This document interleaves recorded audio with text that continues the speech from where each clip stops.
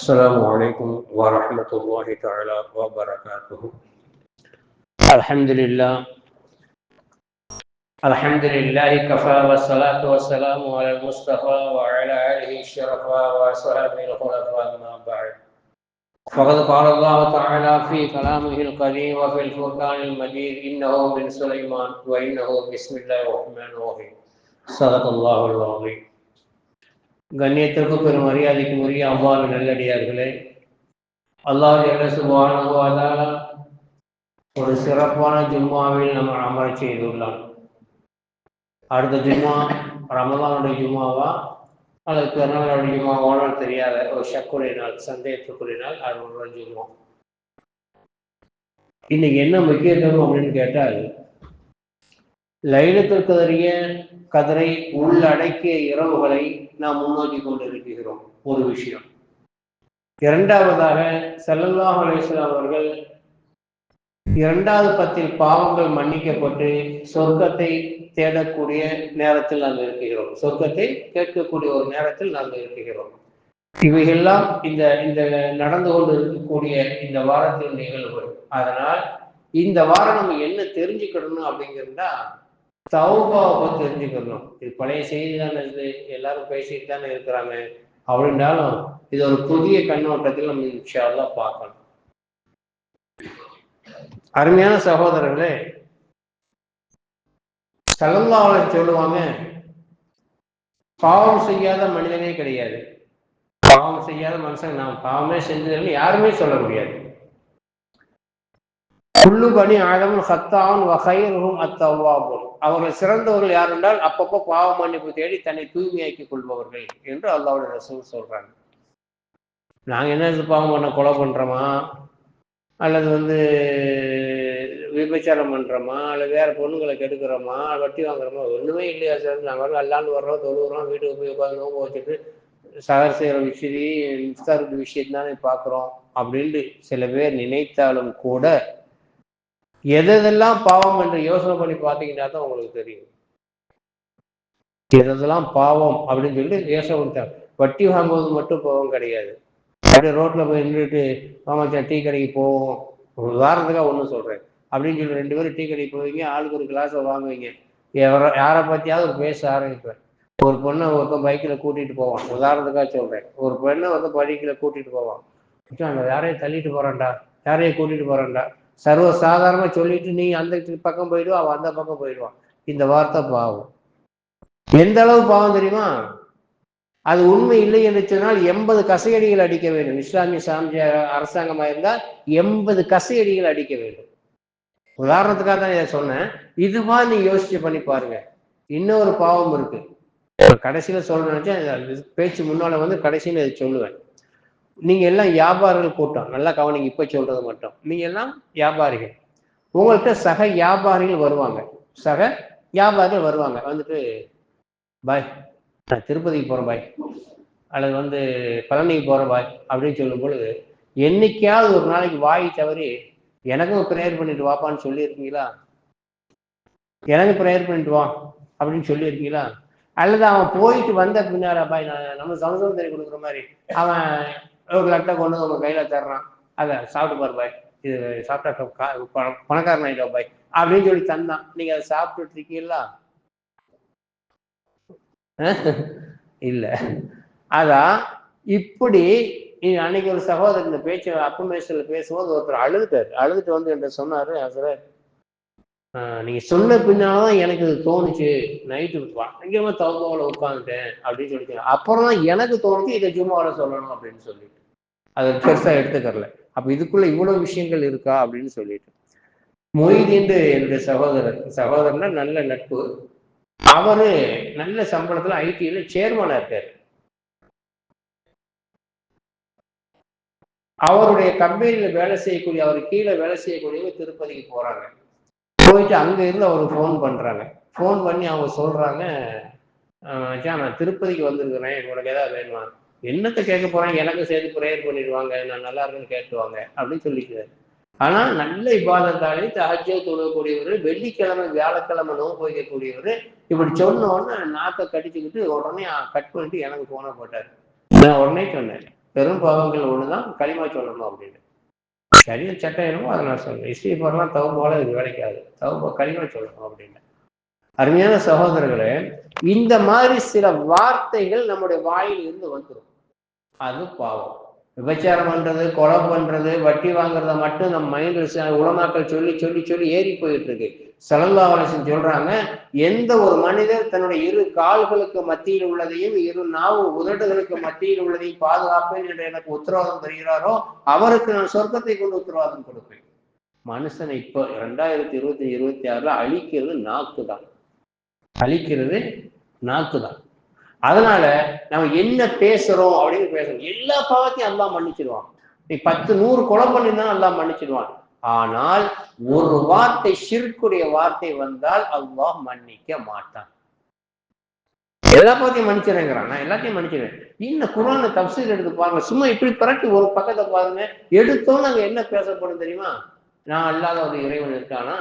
நான் தான் இப்படி படைச்சேன், நான் தான் அப்படி செஞ்சேன், நான் தான் தண்ணியை தருவேன், நான் தான் விவசாயம் தர்றேன், நான் தான் ஆடு மாடு படைச்சேன், இப்படித்தான் சொல்லுவோம். நான் இப்படி எல்லாம் செய்யும்போது எனக்கு இணை வைப்பியா? அல்லாஹ் விரும்பாத ஒன்று இணை வைக்குதல், இணையான பேச்சுக்கள், அல்லாஹ்வுக்கு நிகரான பேச்சுக்கள் பேசக்கூடாது. சரி, சப்ஜெக்டுக்கு வரேன். இது முகத்திமா முன்னுரை மாதிரி வச்சுக்கிடுங்க. இப்போ 3 வகையான ரப்பர் இருக்கு நம்மகிட்ட அழிக்கிறதுக்கு. சில இந்த பென்சில் எழுதுனா சும்மா அப்படியே ஒரு ரப்பரை வச்சு கிழிச்சா அழிஞ்சிடும் இல்லையா? சில பெயிண்டிங் எழுத்தா அதை அழிக்கிறதுக்கு என்ன தேவையோ அதை போட்டு அழிக்கணும். சில விஷயங்கள் போர்டு எழுதுனா தண்ணியை தொட்டு அழிக்கணும். அந்த மாதிரி இது மாதிரி தான் தௌபாக்கள். இந்த அஸ்தக்ஃபிருல்லாஹ் அலீம் அப்படின்னு நம்ம சொல்றோம் இல்லையா? இந்த வார்த்தை சிறு பாவங்களை மட்டும்தான் மன்னிக்கும்.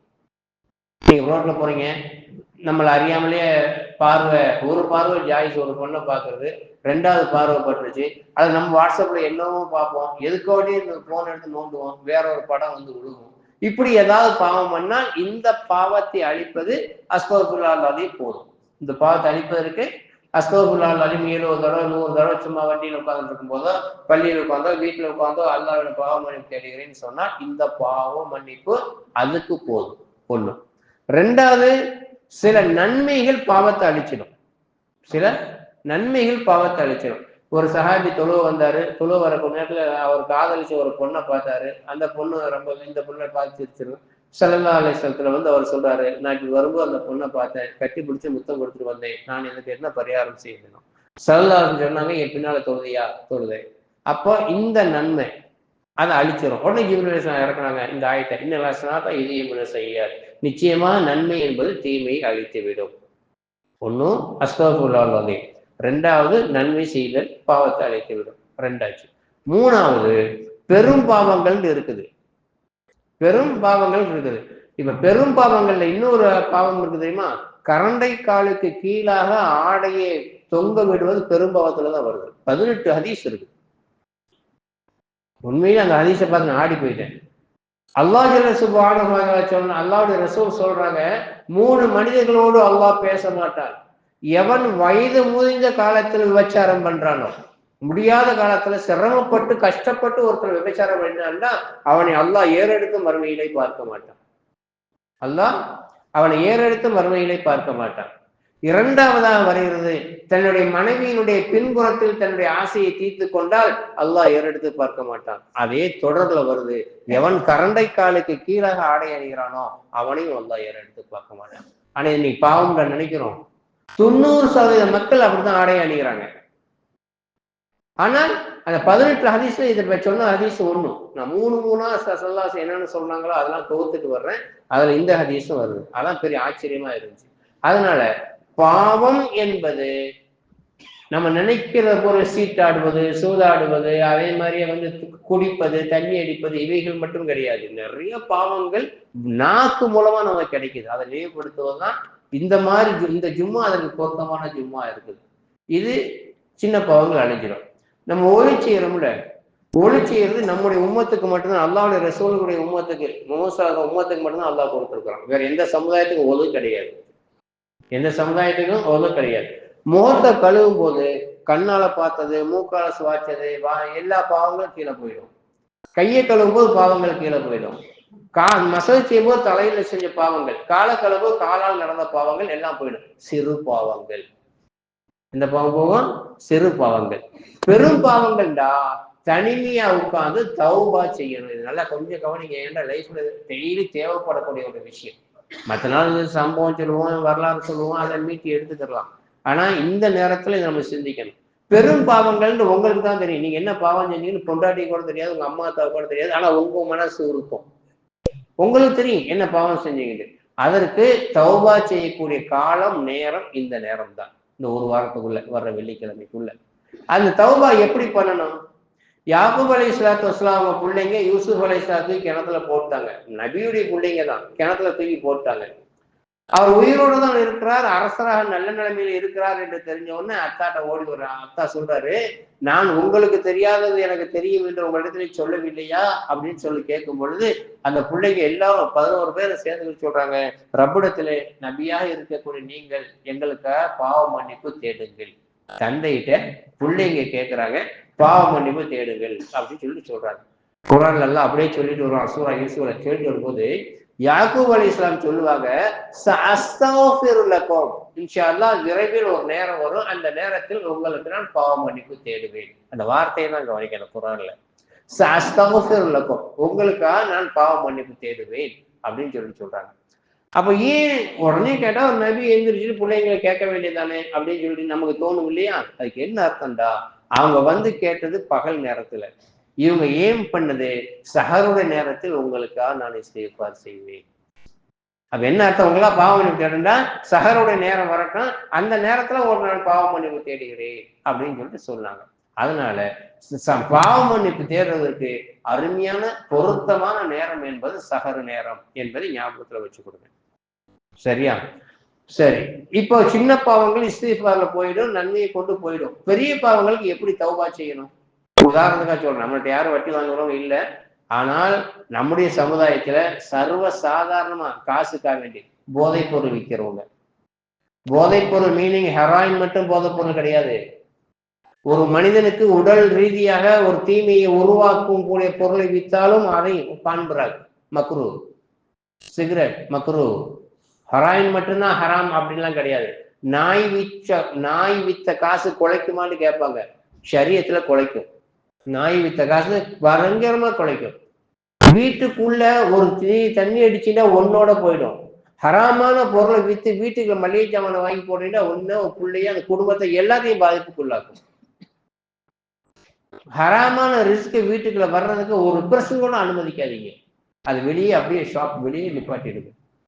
அதனால எது சொல்றேன்னு சொல்லிட்டுன்னா, அப்படி யாராவது செஞ்சுட்டு இருந்தீங்கன்னா இந்த ஒரு வாரத்தை வர்ற வெள்ளிக்கிழமைக்குள்ள இரவுல சஹருடைய நேரத்தை தேர்ந்தெடுத்து ரப்பிடத்திலே பாவ மன்னிப்பு தேடி உங்களை சுத்தமாக்கி கொள்ளுங்கள். சுத்தமாக்கிடணும். பெருநாள் குறையை பார்க்கும் போது அன்று பிறந்த பாலகனை போன்று நம்ம இடத்துல எந்த பாவமும் இருக்கக்கூடாது. கிளீனாகி பிறந்த குழந்தை மாதிரி இந்த உலகத்துல அடுத்து நடக்கணும். பெருநாள் தொழுகைக்கு வரக்கூடிய நேரத்துல பிறந்த குழந்தையை போன்று வரணும். அதற்காகத்தான் இந்த பயம். பொருளாதார ரீதியில யோசிங்க. நம்ம என்னென்ன யாரை பத்தி பேசியிருப்போம்னு யோசிப்போங்க. யார் மேல இட்டு கட்டி இருக்கோன்னு யோசிங்க. குறிப்பா சொந்த பந்தத்தில் பகைமையா இருப்பவர்கள் அதை வாலண்டரியா போய் பேசி நிவர்த்தி பண்ணி கொள்ளுங்கள். சகத்து அன்னைக்கு ஒரு சொல்றேன், நான் எங்க அத்தாவோட பேசி 3 மாசம் ஆச்சு இருந்தாரு. அவர் ஒரு கல்யாணத்துல வந்து உட்கார்ந்து இருந்தாரு. எல்லாரும் போய் பேசினாங்க. எனக்கு நான் பேசலையே, நான் எப்படி போய் பேசுவேன் அப்படின்னு பெருமையா சொல்றான். கண்ணத்தை ஓங்கி அறையணும் போல இருந்துச்சு. எந்த மனிதர் தாய் தந்தைகளுடைய உபகாரத்தை பெறவில்லையோ, துவாவை பெறவில்லையோ, இப்போலாம் ஒண்ணும் தெரியாது. சக்கராத்து மோசமா போயிடும். அம்மா அத்தாவை சாதாரண நினைச்சிட்டு இருக்காதீங்க. பாவத்தினாலும் அதெல்லாம் சொல்றேன். அல்லாஹ் குர்ஆன்ல திரும்ப திரும்ப சொல்லுவான், வௌசைனாலில் இன்சான், நான் மனிதனுக்கு வசியத் செய்தோம், தாய் தந்தைகளோடு நல்ல முறையில் நடந்து கொள்ளுங்கள் என்று நான் வசியத்தை செய்தோம். பல இடங்கள்ல அதெல்லாம் திரும்ப திரும்ப சொல்லுவான். நான் இந்த பாவத்தை பத்தி பேசினாலும் இந்த குறிப்பு கொண்டு வரேன். தாய் தந்தைகளை பத்தி பேசுற நோக்கம் கிடையாது. அம்மா அத்தாட்ட யாராவது பேசாமல் இருந்திருந்தால் ஜும்மா முடிச்சுட்டு வாலண்டரியா போனை போட்டு சலான் சொல்லிடுங்க. வாலண்டரியா போட்டு சலான் சொல்லிடுங்க. அவங்க எத்தனை வயசுலாம் பார்க்காதீங்க. இதுல போய் வீம்பு பார்க்காதீங்க. பாதிக்கப்படுறது நம்ம குளத்தோட கோவிச்சுட்டு நம்ம கழுவாம போனா யாரு பாதிக்கப்படுறது? நம்மளுக்கு தான் பாதிப்பு. அம்மா அத்தாட்ட பேசாம இருக்கிறது பெருமை கிடையாது. அம்மா அத்தாட்ட பேசாம இருக்கிறவங்க பெருமையெல்லாம் கிடையாது. இது நல்லா கவனத்தில் வச்சுக்கிடுங்க. அப்படி யாராவது ஷிர்க்குடைய வார்த்தையை பயன்படுத்தி நீங்க போகும்போது எனக்கு பிரார்த்தனை பண்ணிட்டு வா என்றாலோ அல்லது கோயிலுக்குள்ள போய் மணிக்கணக்கில் உட்கார்ந்து இருந்தாலோ பெரும் பாவங்கள் நீங்க ஆயத்தில் வைத்துக்கொள்ளுங்க. இன்னும் திருப்பதிக்கு போற முஸ்லீம்கள் இருக்கிறாங்க தெரியுமா உங்களுக்கு? இன்னும் திருப்பதிக்கு போற முஸ்லீம்கள் இருக்கிறாங்க நண்பர்களோடு சேர்ந்துக்கிட்டு. அவங்களுக்கு காரணம் இதுல யார முதல்ல அல்லாஹ் பிடிப்பான்டா உலமாக்களை தான் பிடிப்பான். இதுல ஃபர்ஸ்ட் யார அல்லாஹ் பிடிப்பான்டா உலமாக்களை தான் பிடிப்பான். அவன் தெரிஞ்சு ஏன் அவனுக்கு நீ சொல்லல, அவனுக்கு ஏன் நீ தீனை எத்தி வைக்கிறேன்னு அல்லாஹ் முதல்ல உலமாக்களை தான் கேட்பான். அதனால திரும்ப எமோஷன் ஆகி நான் பேசுற பேச்சு கிடையாது. அருமையான சகோதரர்களே, இந்த நோன்பு முடியக்கூடிய நேரத்தில் பாவமற்ற மக்களாக அடுத்த ஜும்மா நீங்க உட்காரணுங்கிறதுக்காக தான் இவ்வளவு இதா பேசிட்டு இருக்கிறேன். புரியுதா? அதனால இன்னொரு விஷயத்தையும் தெரிஞ்சுக்கிடுங்க. தஹஜ்ஜத் தொழுதால் நன்மை, லுஹா தொழுதால் நன்மை, தராவி தொழுதால் நன்மை, எல்லாம் தொழுதால் நன்மை. இந்த ஜும்மா தொழுதால், லுஹர் தொழுதால், அசர் தொழுதால் நன்மைன்னு எதிர்பார்க்காதீங்க. தொழுகவில்லை என்று சொன்னால் பாவம், அதற்கும் தௌபா செய்ய வேணும். சில பேர் தராவி தொழுது அந்த கேப்ல 2 ரக்கா தெரிஞ்சுக்கிறாங்க. என்ன தொழில்? கலா தொழில் தொழுகிறேன். கலா தொழிலாம் அப்படிலாம் கிடையாது. அப்படி கலா தொழிலாம் கிடையாது. தௌபா தான் செய்யணும். நான் இவ்வளவு நாள் தொழுகிறல்லா, இனிமே நான் தொழுதுறேன், மன்னிச்சிடு. நான் இவ்வளவு நாள் வட்டி வாங்கினேன் அல்லா, எனக்கு தெரியாது இவ்வளவு பெரிய பாவம் மன்னிச்சிடு. குரானை எடுத்து புரட்டி பாருங்க. சூரத்துல் பக்ராவுடைய கடைசியில நீங்கள் வட்டியை விடவில்லை என்று சொன்னால் அல்லாஹ்வோடும் அல்லாஹ்வுடைய ரசூலோடும் யுத்தம் செய்வதற்கு தயாராகிற வார்த்தை அல்லாஹ் சொல்லுவான். அல்லாஹ்வோடும் அல்லாஹ்வுடைய ரசூலோட யுத்தத்திற்கு வாங்க. நடக்கிற காரியம் வாங்க. யாரு போய் யுத்தம் பண்றது? ரப்பா கிடைச்சா நமக்கு எதிரியா? வட்டியை பத்தி நம்ம சாதாரண நினைச்சிட்டு இருக்கோம். தேவைக்காக வாங்கினது, வேற வழி இல்லை. இப்படியே ஒருத்தர் கேட்டாரு. யாரு போய் கேட்டா தருவாய்க்கலாக்கும், மதிய கூட மாட்டாங்க. அடுத்து எவன்கிட்ட போய் காசு வாங்குறது? அதனால வட்டிக்கு வாங்கினேன். நீ வட்டிக்கு வாங்கிட்டு போவ, ஆனா அல்லாஹ்வோட யுத்தத்துக்கு தயாராகி போயிட்டுல வாங்கணும்.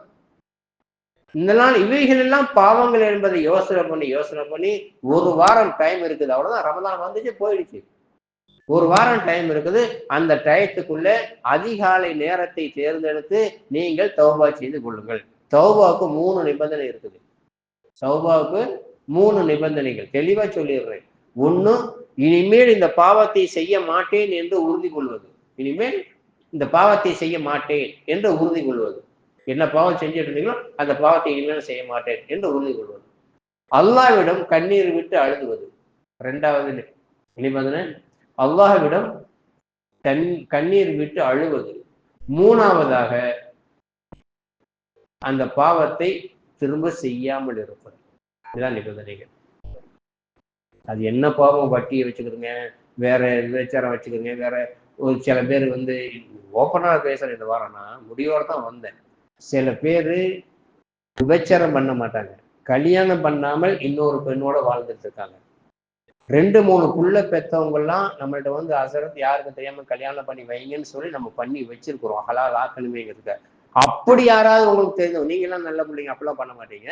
யாராவது உங்களுக்கு தெரிஞ்சவங்க அப்படி யாராவது இருந்தாங்கன்னா அவங்களுக்கு சொல்ல வேண்டிய வேலை, நிக்காஹ் பண்ணிடு. ஒண்ணும் கிடையாது. மஹரு, 2 சாட்சி, நிக்காஹ் முடிக்க வைக்க வேண்டிய ஒரு அசரத், அவ்வளவுதான். ஒரு ரூம்ல 4 பேர், ஹலால் ஆயிடும். 8 வருஷம் 10 வருஷம் ஹராமான வாழ்க்கையிலிருந்து மீண்டு ஹலால் ஆயிடுவாங்க. அதனால நல்லா தெரிஞ்சுக்கிடுங்க. மறுமை உண்மை, மௌத்து உண்மை, அல்லாஹ்வை போய் சந்திப்பது உண்மை, சொர்க்கம் உண்மை, நரகம் உண்மை என்று நம்பித்தான் இந்த மஜ்லிஸ்ல நம்ம உட்கார்ந்து இருக்கிறது உண்மையான சொன்னால் நம்மை சுத்தப்படுத்தி விட வேண்டும். நம்ம டோட்டலி சுத்தப்படுத்திடணும்.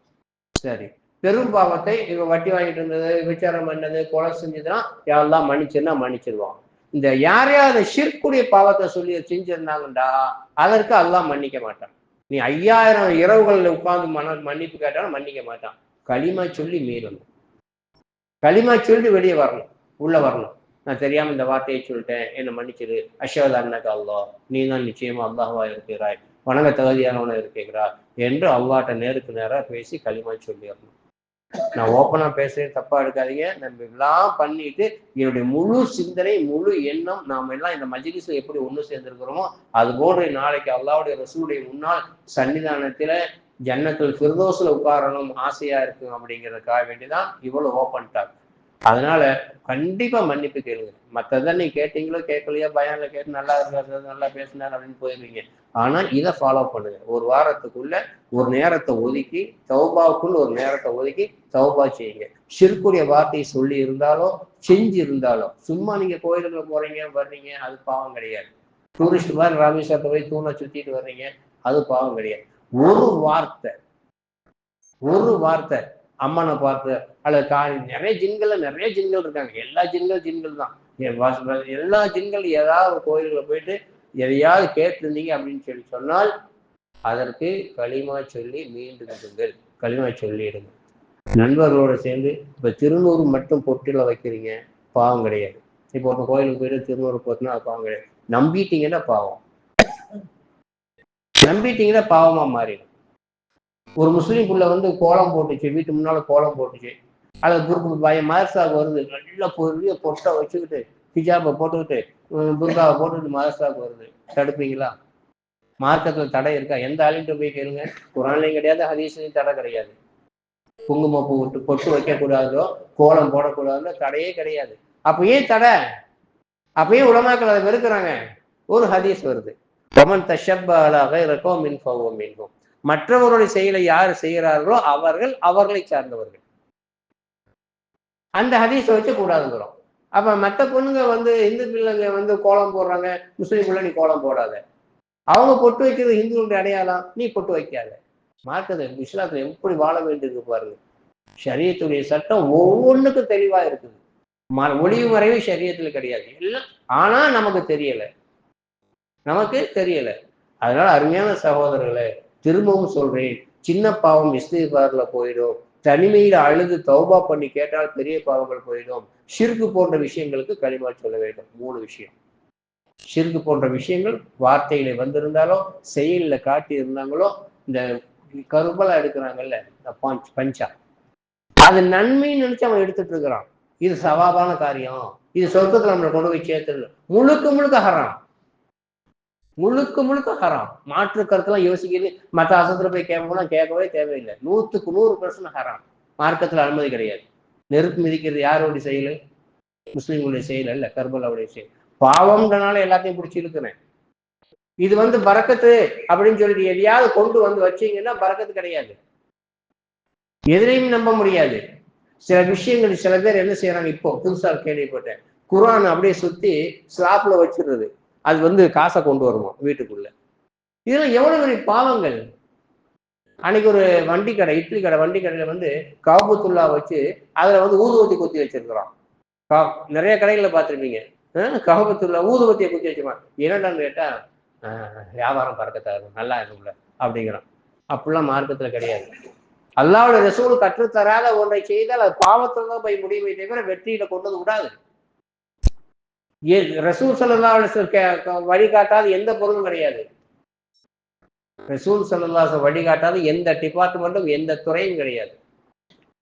ஆடு வச்சிருக்காங்க, வழிகாட்டிருக்காங்க, கேப்டனா இருந்திருக்காங்க, பஞ்சாயத்து தலைவரா இருந்திருக்காங்க. எந்த டிஃபன்ல ரசூல்லா இருக்கல, எந்த துறையில இருக்கல, குடும்ப தலைவரா இருந்திருக்காங்க.